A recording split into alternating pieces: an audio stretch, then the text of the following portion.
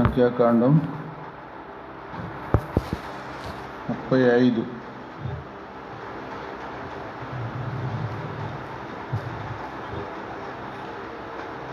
Numbers 35.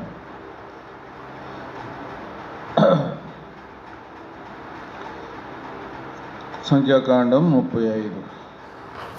మరియు యెరికో యొద్ద యోర్దానుకు సమీపమైన మోయాబు మైదానములలో యెహోవా మోషేకి ఇలాగు సెలవిచ్చెను.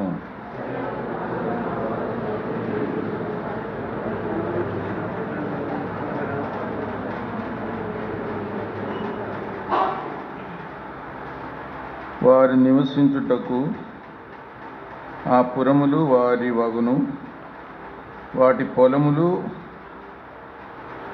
వారి పశువులకును, వారి మందలకును, వారి సమస్త జంతువులకును ఉండవలెను.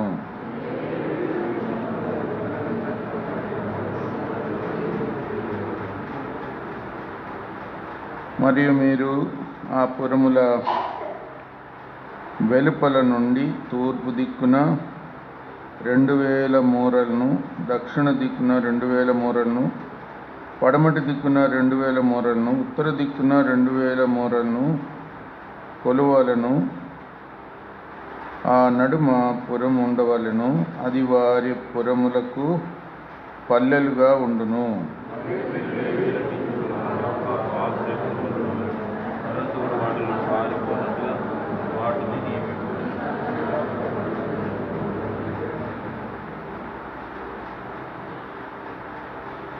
వాటి పల్లెలతో కూడా మీరు లేవీయులకు ఇవ్వవలసిన పురములన్నీ 48.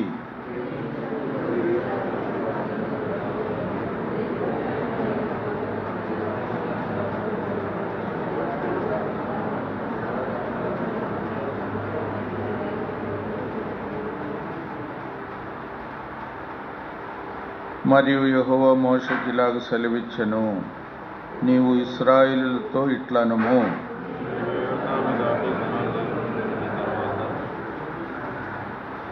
ఆశ్రయపురములుగా ఉండుటకు మీరు పురములను ఏర్పరచుకొనవలెను.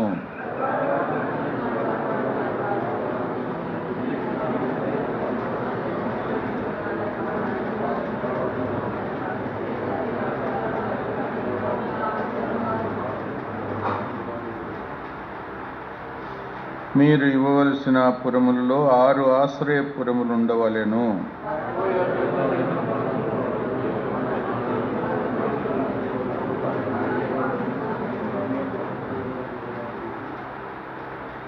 పొరపాటున ఒకరిని చంపిన ఎవడైనను వాటిలోనికి పారిపోనట్లు ఆ 6 పురములు ఇశ్రాయేలుకును పరదేశులకును మీ మధ్య నివసించు వారికి ఆశ్రయమై ఉండును.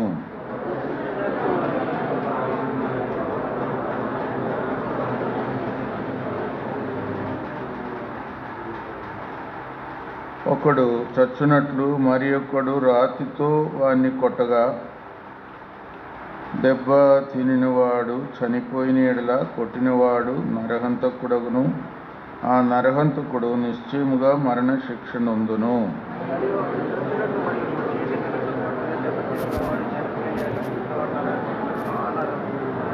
కానీ నరహంతకుని చంపవలెను.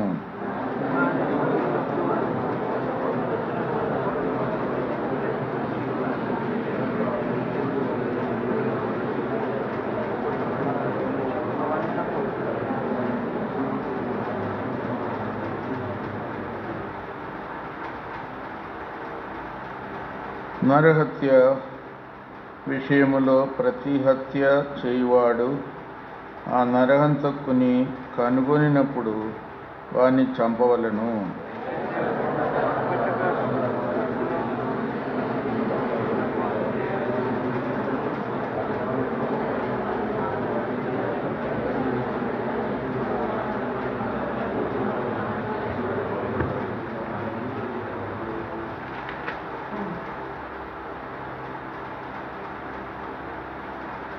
కాబట్టి సమాజము ఈ విధులను బట్టి కొట్టిన వానికిని, హత్య విషయములో ప్రతి హత్య చేయువానికిని తీర్పు తీర్చవలెను.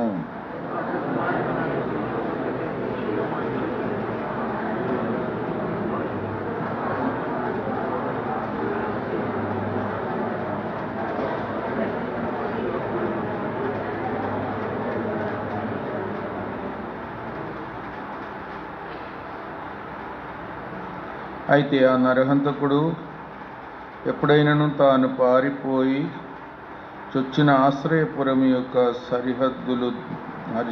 సరిహద్దును దాటి వెళ్ళినప్పుడు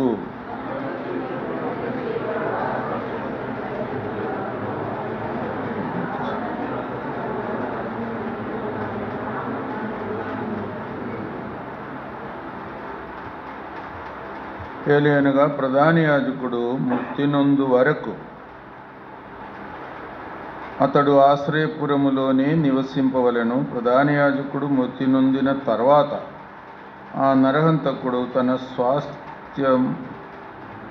స్వాస్థ్యమున్న దేశమునకు తిరిగి వెళ్ళవచ్చును.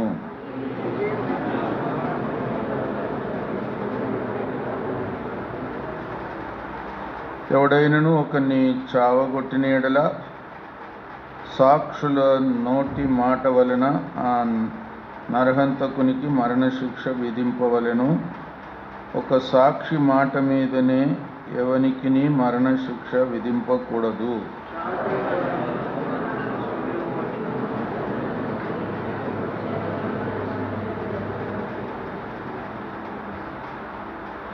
మరియు ఆశ్రయపురమునకు పోయినవాడు యాజకుడు మృతి నొందక మునుపు స్వదేశమందు నివసించున్నట్లు వాని చేత విమోచన ధనమును అంగీకరింపకూడదు.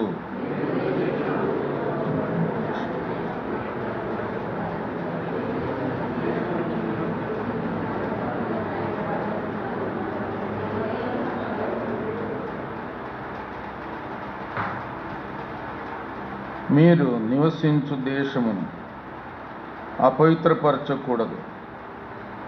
అందులో నేను మీ మధ్యను నివసించుచున్నాను. నిజముగా యెహోవా అను నేను ఇశ్రాయేలీయుల మధ్య నివసించుచున్నాను.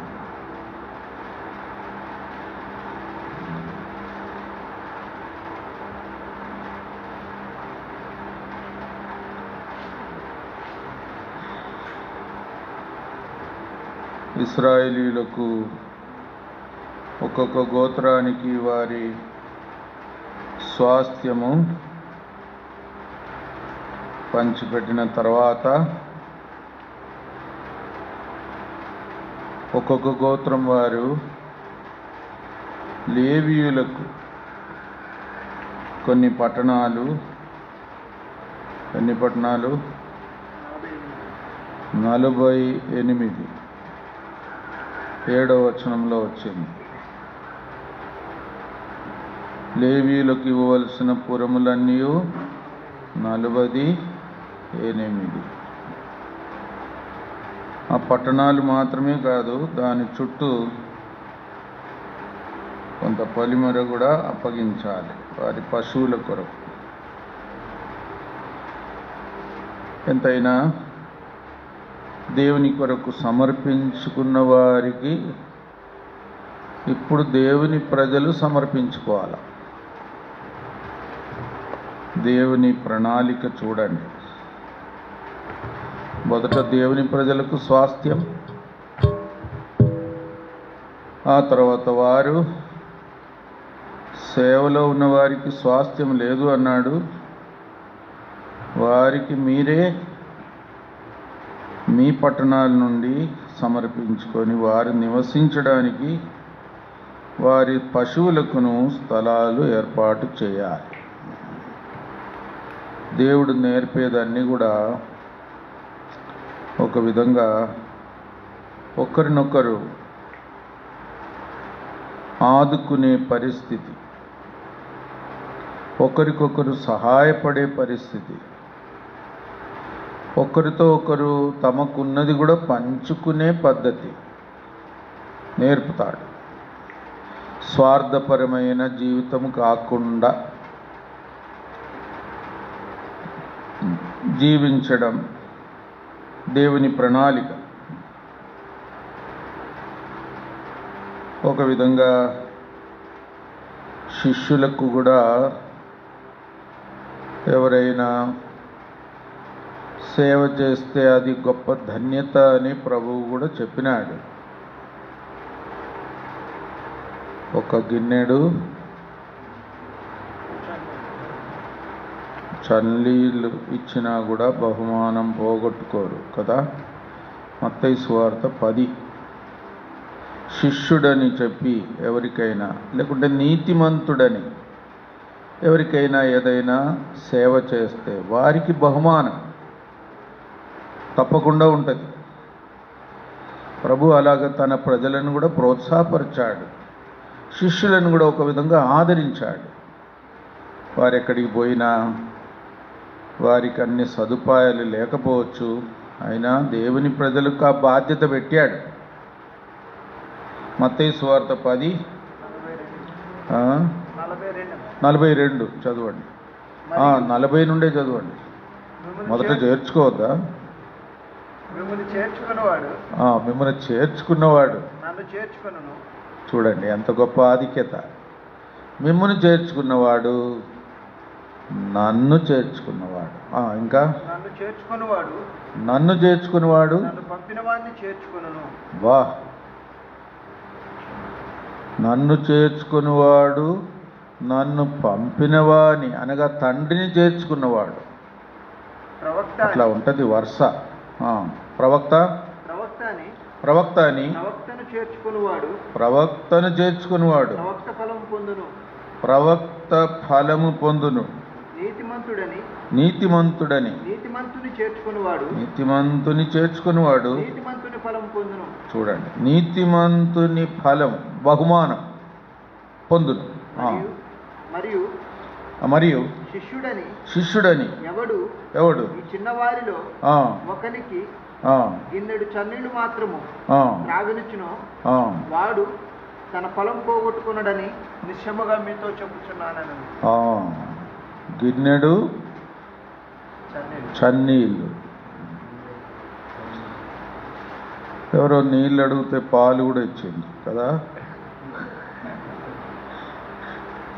ఆమె ఇంకా ధన్యురాలని రాయబడి ఉంది. నీళ్ళంటే నీళ్ళు కాదు, నీళ్ళు ఏమన్నా కలపాల, వేడి చేసి ఏమన్నా కలిపివ్వాలి. సరే, ఏమైనా పరిచర్య చేసేవారికి, పరిచర్య కొరకు అప్పగించుకున్న వారికి అది కూడా ఒక ధన్యతగా దేవుడు పెట్టాడు.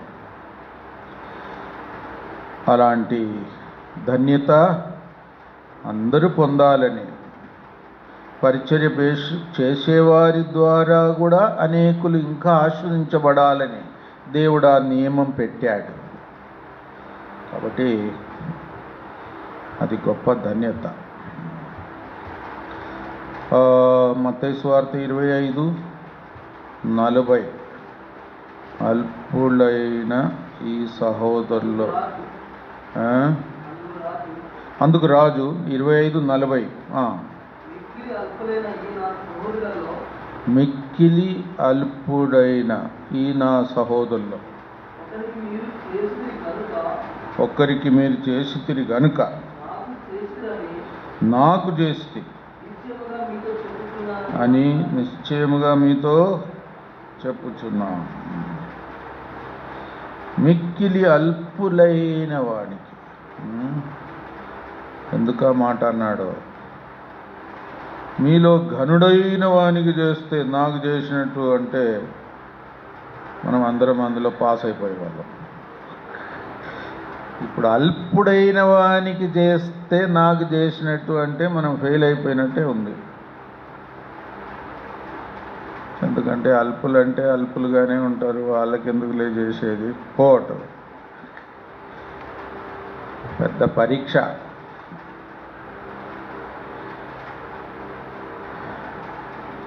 కాబట్టి ఎవరైనా అల్పులుగా ఉన్నవారిని కూడా మనం ఎంత గమనిస్తున్నామో అని దేవుడు పరీక్ష పెట్టాడు.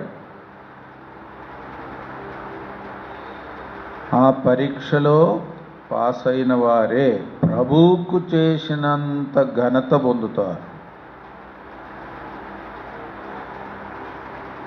కాబట్టి చాలాసార్లు స్థాయిని బట్టి, గౌరవాన్ని బట్టి, అంతస్తును బట్టి, ఇంకా ఎన్నో కారణాలను బట్టి పరిచర్య చేస్తాం వేరే వారికి. ఏమీ లేని వారికి చెయ్యం.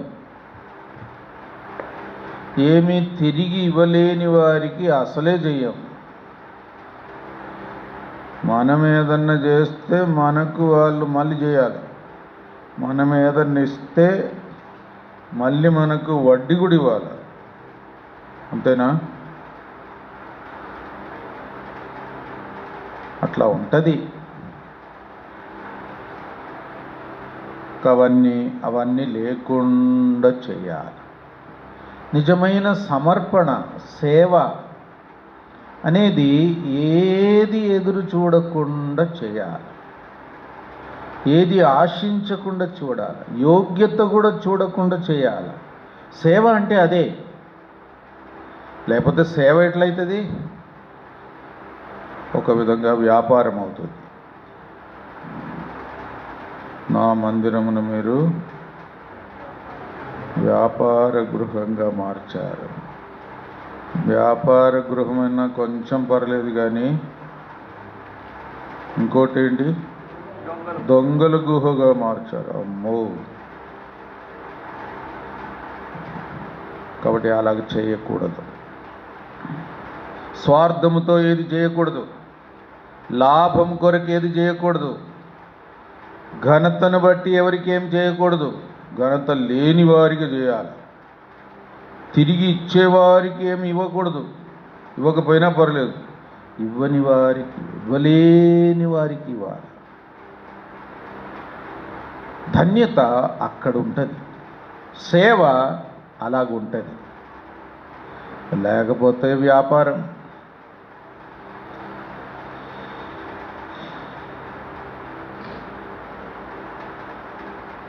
ఫిలిప్పీ 4 పౌలు కూడా చెప్తాడు. పౌలు కూడా అనేకులు అనేక రకాలైన సమర్పణలతో ఆదుకున్నారు అక్కడక్కడ.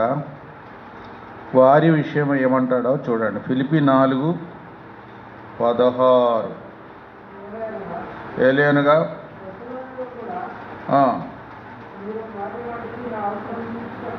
మాటి మాటికి నా అవసరం తీర్చుటకు సహాయం చేస్తిరి. ఏమన్నాడు? నేను ఈవిని అపేక్షించి ఇలాగ చెప్పుటలేదు. మీరు ఇచ్చినారు, చాలా వందనాలంటే మళ్ళీ ఇస్తారని నేను చెప్పట్లేదు. ఇంకా మీ లెక్కకు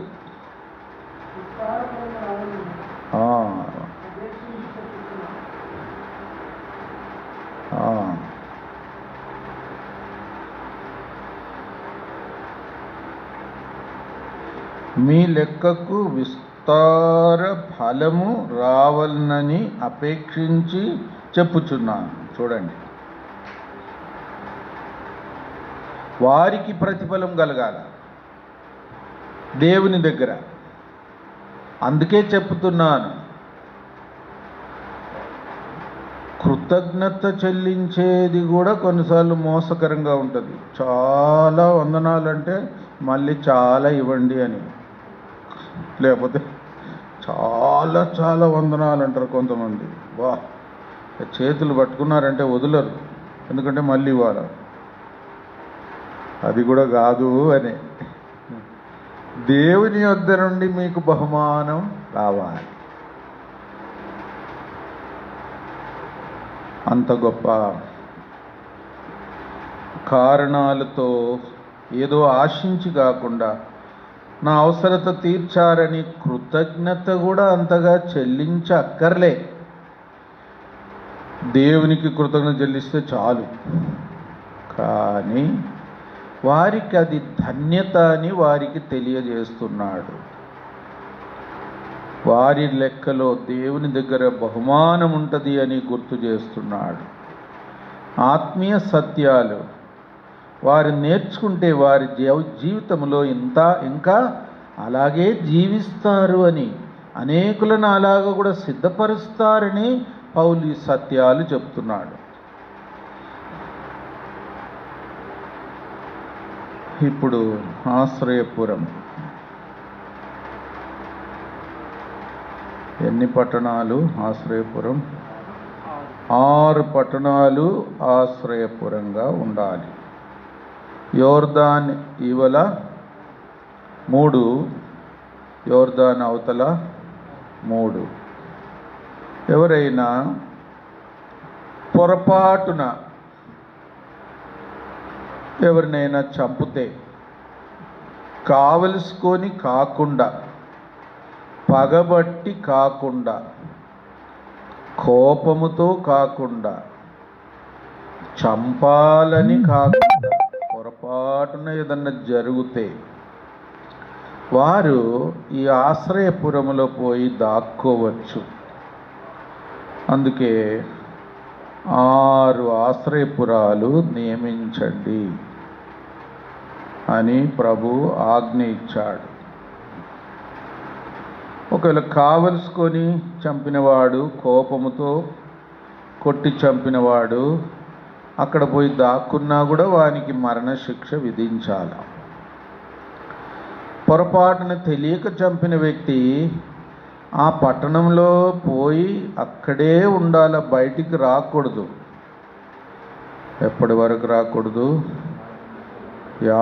ప్రధాన యాజకుడు బ్రతికి ఉన్నంత వరకు అక్కడే ఉండాలి.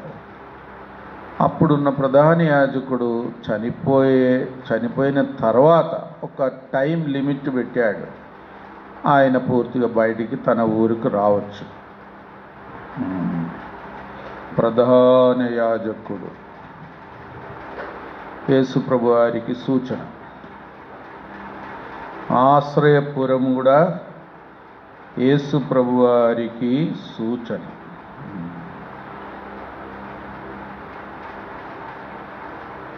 అయినా ఈ షరతు చాలా ప్రాముఖ్యం.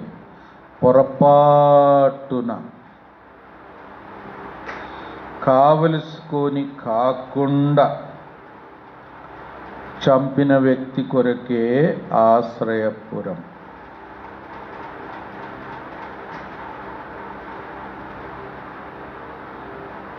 పన్నెండవ వచనం చదవండి. సంఖ్యాకాండం 35:12. పొరపాటున ఒకరిని చంపినవాడు వాటిలోనికి పారిపోవచ్చును. తీర్పు పొందుటకై నరహంతకుడు సమాజం ఎదుట నిలుచు వరకు వాడు మరణ శిక్షను అందకూడదు కనుక ప్రతిహత్య చేయవాడు రాకుండా మీకు ఆశ్రయపురములుగా ఉండును. ఆశ్రయపురములుగా ఉండు. పొరపాటున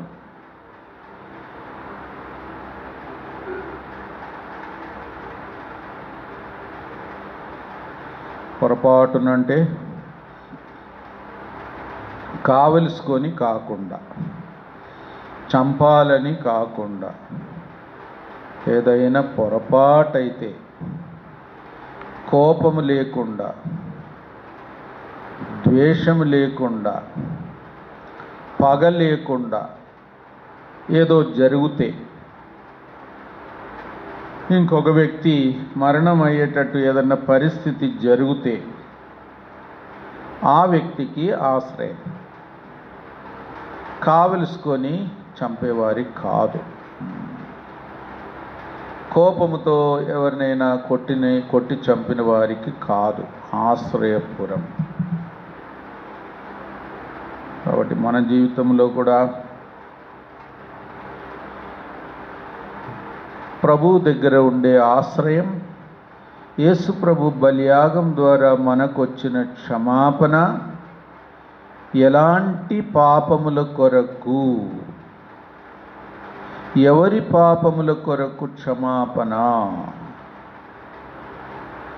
అనేది ఒక తేటైన గ్రహింపు ఉండడం మంచిది. తిమోతి పత్రికలో పౌలు కూడా చెప్తాడు, నేనొకప్పుడు దూషకుడను, హింసకుడను, ఇంకా హానికరుడను. 1 తిమోతి 1:12. 1 తిమోతి 1:12.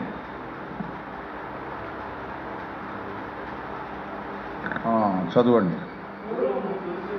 పూర్వము దూషకుడను, హింసకుడను, హానికరుడనైన నన్ను తన పరిచర్యకు నియమించి నమ్మకమైన వానిగా ఎంచినందుకు నన్ను బలపరిచిన క్రీస్తు యేసుకు కృతజ్ఞుడనై ఉన్నాను. చూడండి, తెలియక అవిశ్వాసము వలన చేసి తిని కనుక కనికరింపబడి తిని. అదే సౌలును పౌలుగా దేవుడు ఎన్నుకున్నాడు, సంధించాడు, మాట్లాడాడు, తాను చేస్తున్న తప్పును ఎత్తి చూపెట్టాడు, తన్ను క్షమించాడు, తర్వాత మార్చాడు, రక్షించాడు, ఏర్పరచుకున్నాడు, నమ్మకస్తుడుగా పరిచర్య కూడా అప్పగించాడు. వీటన్నిటికీ ఆధారం ఒక కారణం, తెలియక చేసి తిని, అవిశ్వాసిగా చేసి తిని.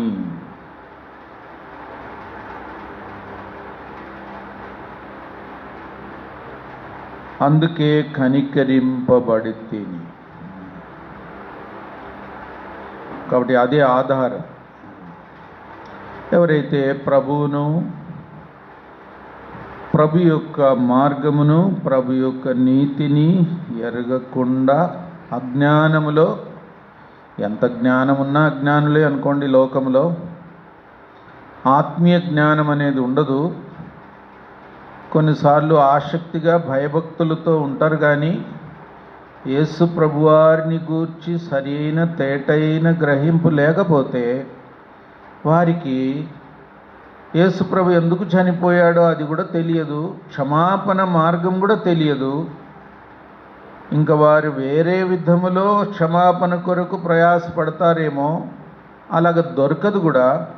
నిజమైన క్షమాపణ మార్గం తెలుసుకోకుండా, యేసు ప్రభు మార్గం తెలుసుకోకుండా, యేసు ప్రభును తెలుసుకోకుండా మరి ఎంతో అజ్ఞానములో మనుషులు జీవిస్తుంటారు, మొండిగా జీవిస్తుంటారు.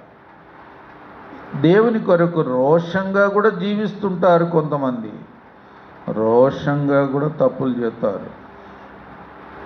దేవుని ఎడల భయభక్తులు గలవారు కూడా ఎన్నో ఘోరమైన తప్పులు చేస్తారు.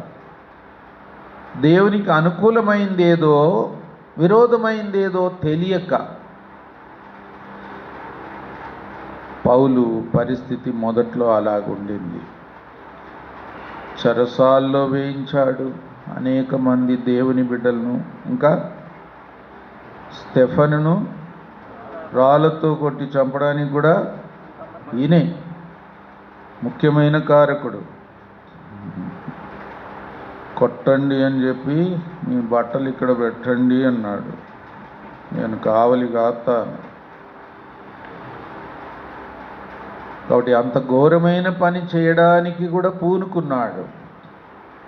అయినా ఏమంటాడు? తెలియక చేసి తిని, అజ్ఞానములో చేసి తిని,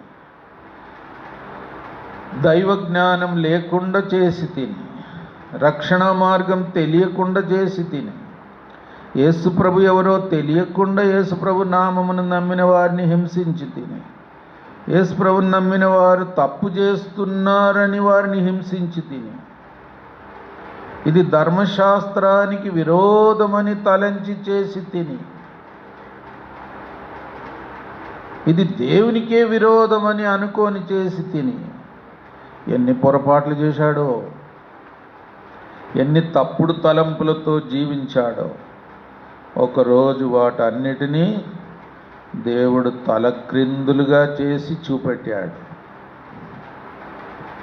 సౌలా సౌలా, నన్నెందుకు హింసిస్తున్నావు?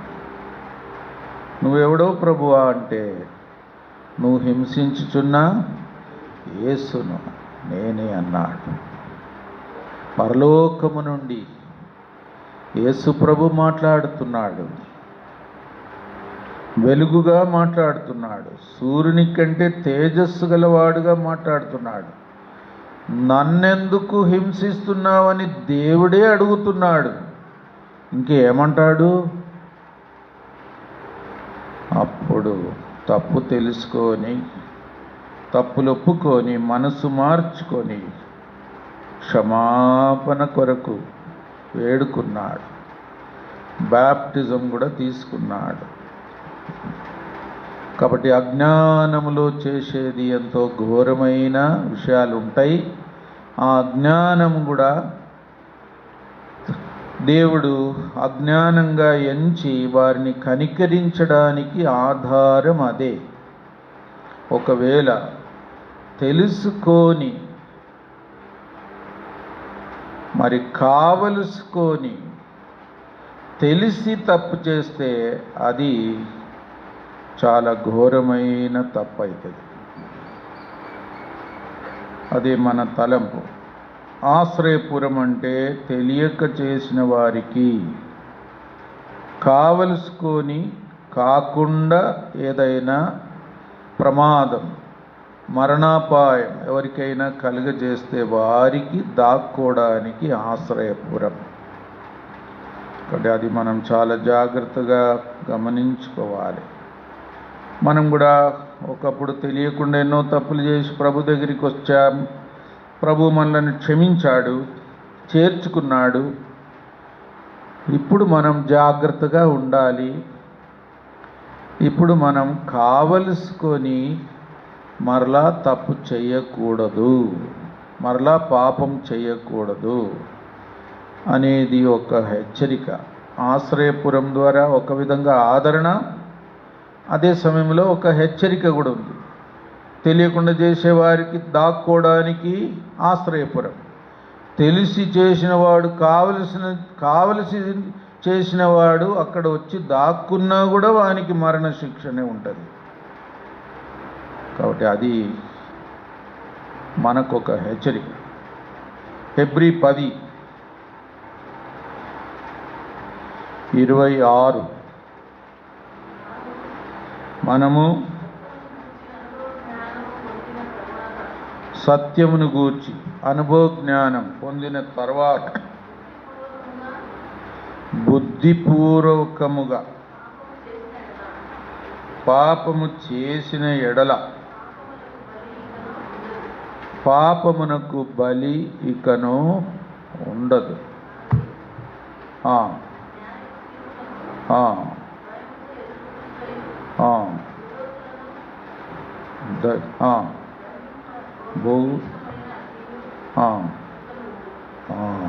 కాబట్టి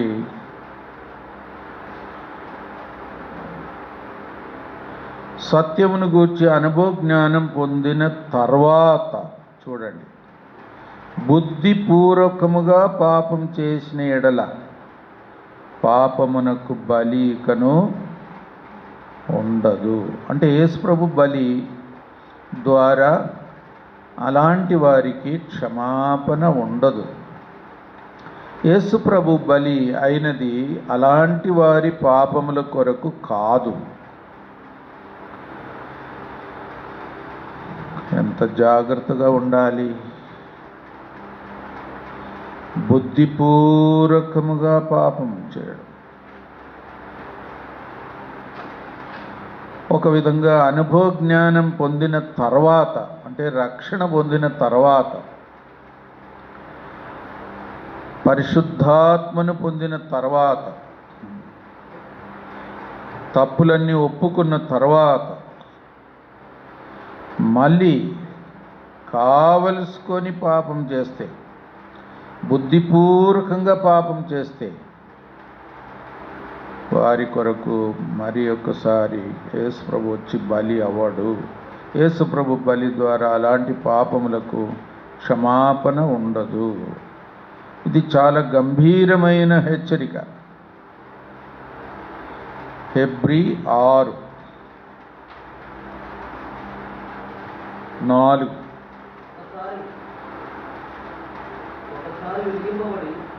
ఒక్కసారి వెలిగింపబడి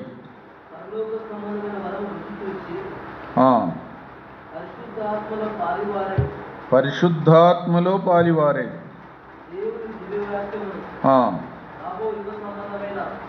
శక్తుల ప్రభావమును అనుభవించిన తర్వాత తప్పిపోయిన వారు తమ విషయంలో దేవుని కుమారుని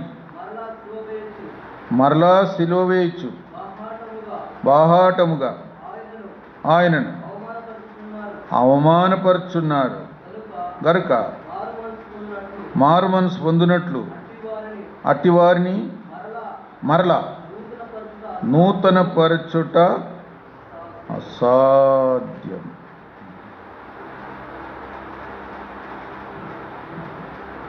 అంత తీవ్రమైన హెచ్చరిక. ఎవరైనా వెలిగింపబడి పరలోక సంబంధమైన వరం రుచి చూచి పరిశుద్ధాత్మలో పాలివారై దేవుని దివ్య వాక్యమును రాబోయుగ సంబంధమైన శక్తుల ప్రభావమును అనుభవించిన తర్వాత రక్షణ పొంది బ్యాప్టిజం పొంది ఆరాధన చేసి బల్లలో పాలు పొంది ఇంకా సేవకు కూడా వచ్చి మళ్ళీ ఎవరైనా కావలసుకొని తెగించి పాపం చేస్తే వారు దేవుని కుమారుని మరలా సిలువ వేసినట్టు. ఇంకా వారికి మరలా తిరిగి వచ్చేది ఉండదు, సమకూర్పు ఉండదు. వారికి ఇంకా తీర్పే ఉంటుంది, భయంకరమైన తీర్పు. అందుకే ప్రభువు కూడా అనేక పర్యాయములు ఎంతోమందిని క్షమించిన తర్వాత లేదా స్వస్థపరిచిన తర్వాత ఇచ్చిన హెచ్చరిక ఏంటిది?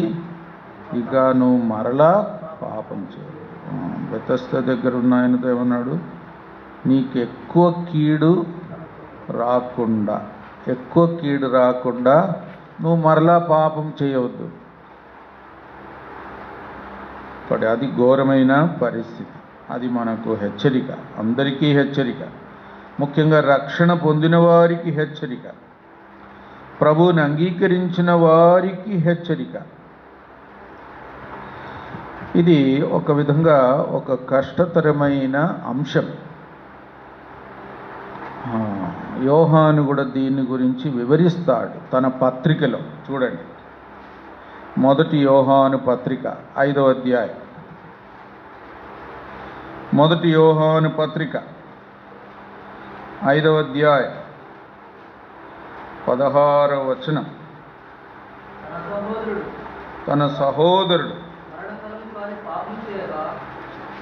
మరణకరము కాని పాపము చేయగా ఎవడైనా చూచిన యెడల అతడు వేడుకొనును, ప్రార్థన చేస్తాడు. సరే, అతన్ని బట్టి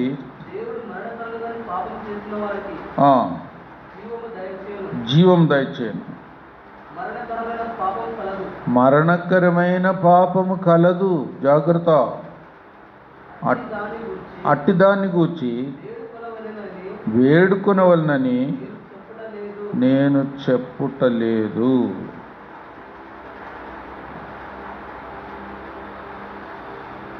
పదిహేడు, సకల దుర్నీతియు పాపం అయితే మరణకరము కాని పాపము కలదు. మరణకరమైన పాపం కూడా కలదు. మరణకరమైన పాపం ఎవరైనా చేస్తే వారి కొరకు ప్రార్థన కూడా చేసిన లాభం లేదు. ఎంత జాగ్రత్తగా ఉండాలి. మరణకరమైన పాపం చెయ్యకుండా ఎంత జాగ్రత్తగా ఉండాలి. దేవుని కుమారుని గూర్చి ఎవరైనా దేవదూషణ చేస్తే క్షమాపణ కలదు. అయితే పరిశుద్ధాత్మను గూర్చి దేవదూషణ చేస్తే అతనికి ఈ జీవితంలోనూ వచ్చే జీవితంలోనూ క్షమాపణ ఉండదు. అంటే యేసు ప్రభు వారిని దయ్యం పట్టినవాడు అన్నారు. బెల్జెబూబు ద్వారా దయ్యములను వెలగొడుతున్నాడు అన్నారు. అంటే యేసు ప్రభు యొక్క మూలమునే పరిశుద్ధాత్మ ద్వారా వచ్చిన దేవుడనే సత్యమునే దేవుని కుమారుడనే దాన్ని వారు పరిహారం చేశారు. అది ఘోరమైన పాపం. ఆ మాట చదువుతారా? మత్తయి సువార్త 12.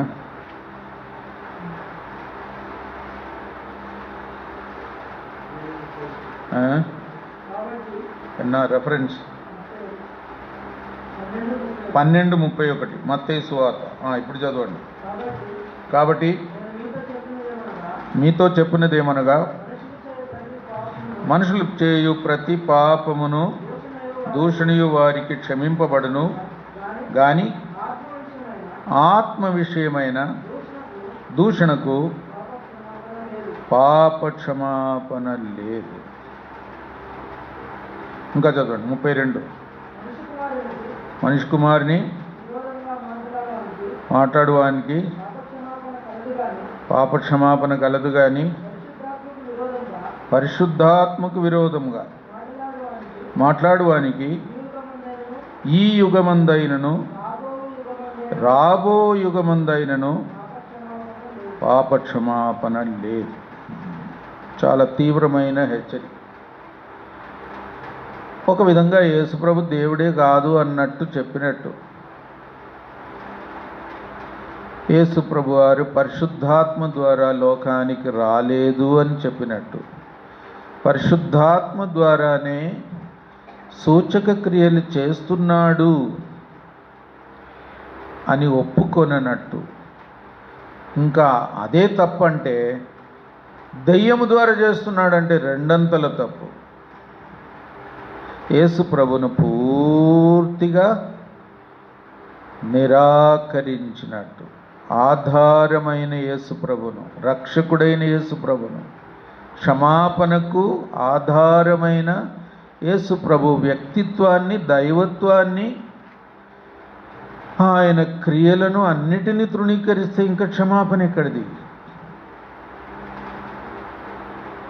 కాబట్టి అలాంటి పొరపాట్లు ఎవరు చేయవద్దు అని యేసు ప్రభు తీవ్రమైన హెచ్చరిక ఇచ్చాడు. అందుకే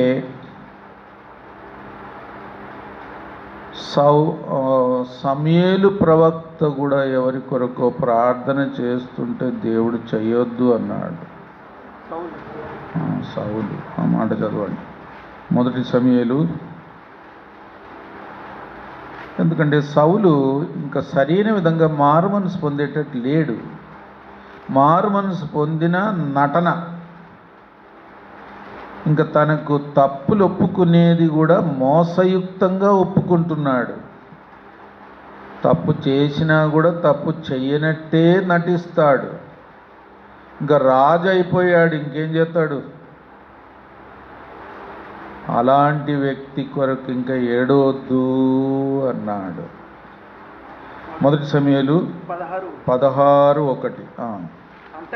అంతటా యెహోవా సమూయేలుతో ఇలాగ సెలవిచ్చాను, ఇశ్రాయేలీయుల మీద రాజుగా ఉండకుండా నేను విసర్జించిన సౌలును గూర్చి నువ్వెంతకాలము దుఃఖింతువు, నువ్వు ఎంతకాలం దుఃఖింతువు, నీ కొమ్మును తైలముతో నింపుము. సరే, ఇంకెంతకాలం దుఃఖిస్తావు?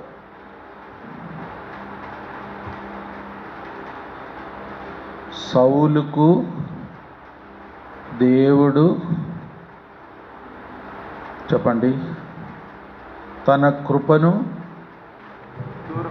దూరం చేశాడు. చెప్పగలరా రెఫరెన్స్? దావీదుకు కృప దూరం చేయలేదు, సౌలుకు తన కృపను దూరం చేశాడు.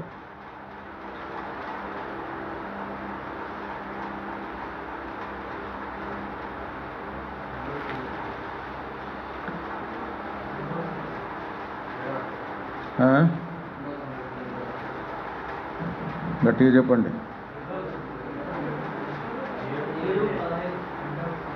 2 సమూయేలు 7:15.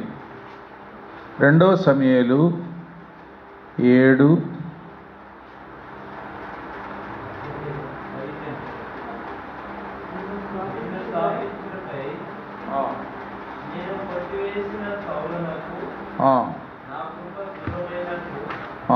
నా కృప దూరమైనట్లు. దావీదుకు కృప దూరం చెయ్యను, సౌలుకు కృప దూరం చేశాడు. ఎంత గొప్ప తీవ్రమైన హెచ్చరిక. ఇంకా సౌలుకు క్షమాపణ లేదు.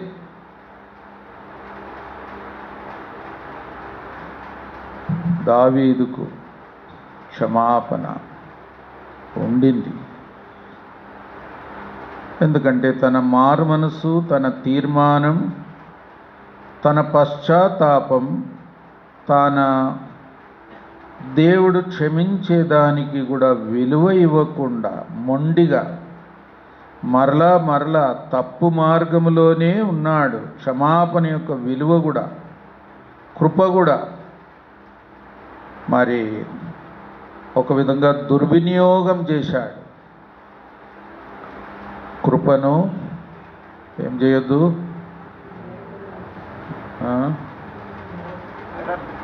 నిరర్థకం చేయవద్దు. కృపను నిరర్థకము చేయవద్దు. కృపను గురించి దేవునికి మనం ఎంతో కృతజ్ఞులం, రుణస్థులం. అసలు మన పాపాలు క్షమించిందే గొప్ప.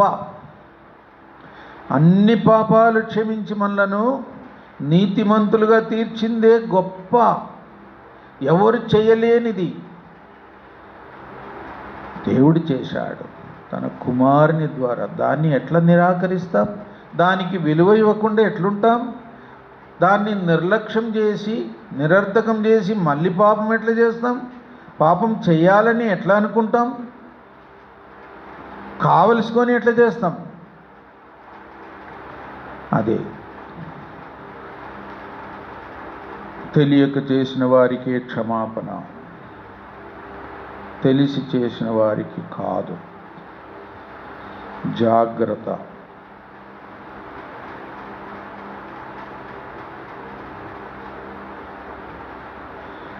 యూదా ఇస్కరియోతు కూడా యేసు ప్రభువుతో శిష్యులలో ఒక్కడుగా ఉండి నాశనపుత్రుడయ్యాడు.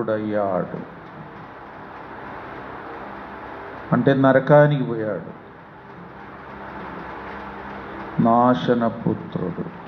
ఎంత ఘోరం! ఆ మాట చదవండి. యోహాను సువార్త 17:12.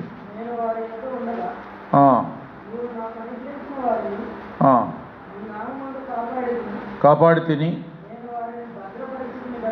కనుక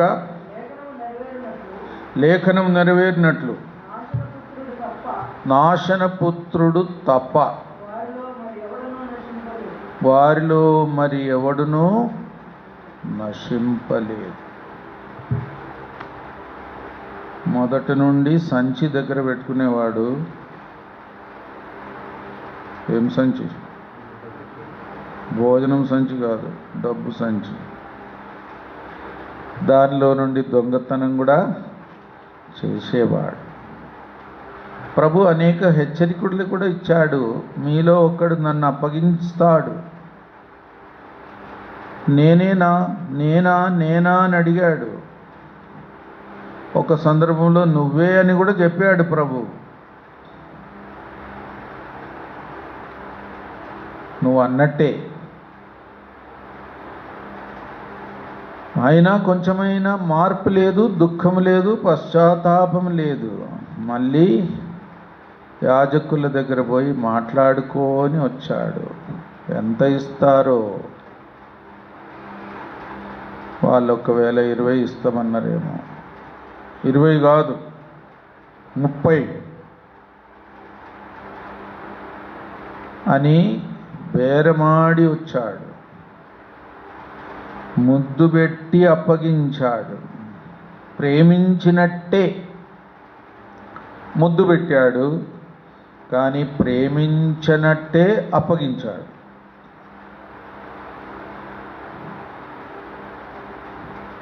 సాతాను, చెప్పండి, సాతాను యూదా ఇస్కరియోతులో ప్రవేశించాడు. సాతాను ప్రవేశించాడు. ఎంత ఘోరమైన మాట! పూర్తి ప్రవేశము సాతానుకు తన హృదయములో ఇచ్చాడు. అందుకే సాతాను వశమైపోయాడు. ఇంకా దేవుని వశము నుండి తప్పిపోయాడు. ఇంకా క్షమాపణ కూడా పొందకుండా, ప్రభు యొద్ద కూడా వెళ్ళకుండా ఉరి వేసుకొని చనిపోయి నాశన పుత్రుడయ్యాడు. కాబట్టి ఎంత ఘోరమైన విషయం! ఆశ్రయపురం అంటే తెలియక చేసిన వారు ఎవరినైనా తెలియక కావలసుకొని కాకుండా చంపిన వారికి, పొరపాటున చంపిన వారికి దాక్కోవడానికి పట్టణాలు, 6 పట్టణాలు. ఎవరైనా తెలిసి తప్పు చేసిన వారు ఒకవేళ ఆశ్రయపురంలో దాక్కున్నా కూడా వారికి దాగుచోటుగా అది ఉండదు. వారిని కావలసుకొని చంపినాడని రుజువు అవుతే వారిని అక్కడ దాక్కున్నా బయటికి తెచ్చి చంపుతారు. ఆశ్రయపురములో దాక్కున్నవారు కొంతకాలం అక్కడనే ఉండాలి, బయటికే రాకూడదు. ఆ కాలంలో ఉండిన ప్రధాన యాజకుడు బ్రతికి ఉన్నంత వరకు బయటికే రాకూడదు. తన ఇంటికి కూడా పోకూడదు. అంత జాగ్రత్తగా ఉండాలి. ప్రధాన యాజకుడు చనిపోయిన తర్వాత తన ఇంటికి వెళ్ళొచ్చు. ఆశ్రయపురం. ప్రభు మనకు ఆశ్రయపురం. తెలియక అజ్ఞానములో చేసిన పొరపాట్లన్నీ ప్రభు సన్నిధిలో ఒప్పుకొని మారుమనసు పొంది ప్రభువుని అంగీకరించి పూర్తి క్షమాపణ పొంది మనం క్షేమంగా ఉండొచ్చు, నీతిమంతులుగా జీవించవచ్చు, దేవుని కొరకు నిర్దోషులుగా జీవించవచ్చు. అయినా మరలా తిరిగి పాపములో పడిపోకుండా, తిరగకుండా కావలసుకొని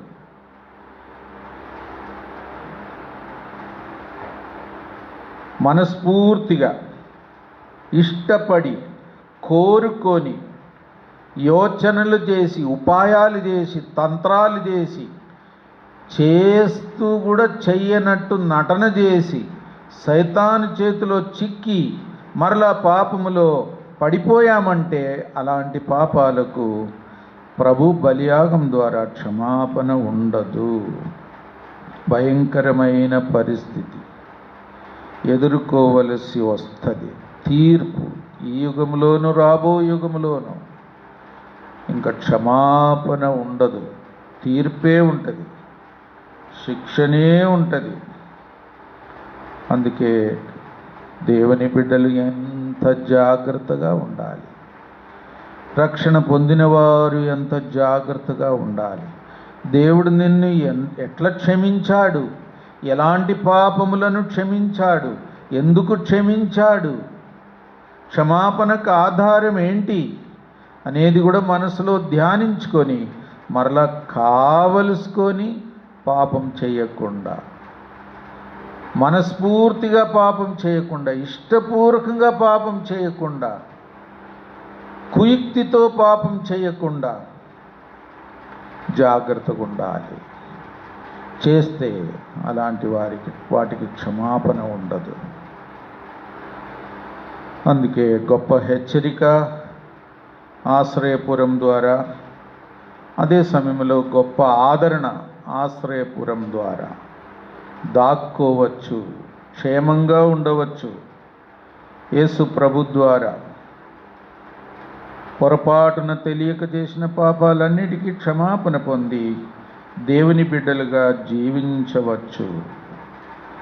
ఇంకా క్రీస్తు యేసునందున్న వారికి ఏ శిక్షా విధియు లేదు.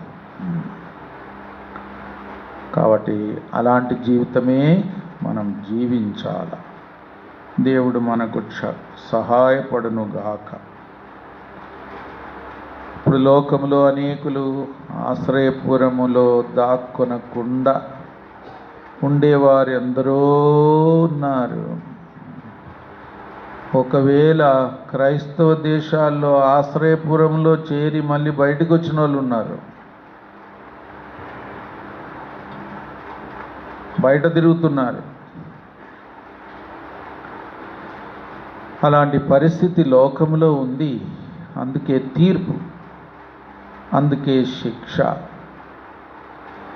యేసు ప్రభువారిని ఆశ్రయించే విధానములో ఆశ్రయించకుండా వారి సొంత విధానములో పాపం అంటే వారికి తేలికైపోయింది.